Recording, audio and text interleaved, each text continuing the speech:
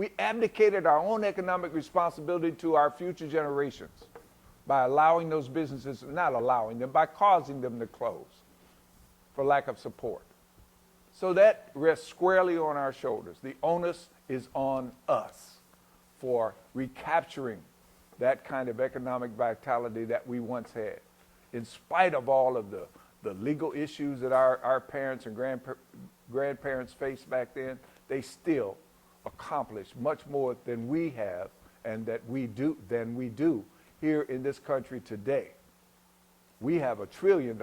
They had far, far less, plus the threats of physical violence and economic violence and everything else, but yet they took care of their business. Are we taking care of our business today? Are we paying the proper tribute and homage to Dr. Martin Luther King after this commemorative march? If we have not come back with that kind of commitment in our minds to really do something practical and substantive to uplift ourselves economically, then we went for nothing. We went for nothing. We stood up there and we did all that for nothing. And people reflect back on the Million Man March and say, well, people came back and they didn't do anything. Yeah, a lot of people came back and didn't do anything.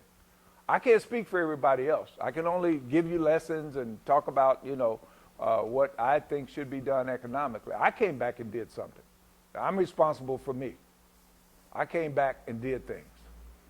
So you need to think about what you're going to do as an individual. Find people of like mind to get with you and to execute some initiatives, some economic initiatives that are going to help build up another economic base for our future generations. That's what we have to have in order to survive, not only here in Cincinnati, but around the country.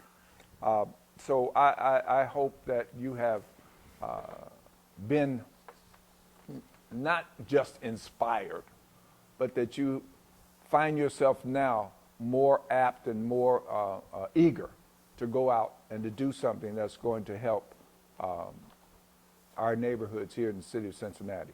I'll end by reading a piece of a quote from Michael Porter, who is a Harvard professor. He wrote a piece called The Competitive Advantage of the Inner City, and he said, the economic distress of America's inner cities may be the most pressing issue facing the nation. The lack of businesses and jobs in disadvantaged urban areas fuels not only a crushing cycle of poverty, but also crippling social problems such as drug abuse and crime.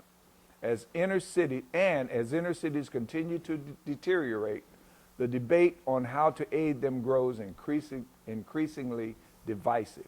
I have to skip down because we're running out of time. He says, a sustainable economic base can be created in the inner city, but only as it has been created elsewhere through private for-profit initiatives and investment based on economic self-interest and genuine competitive advantage. We used to be there, folks. We need to go back to it. Please think about these things, and I look forward to talking to you next week. This is Jim Klingman, Blackonomics. God bless you. Take care.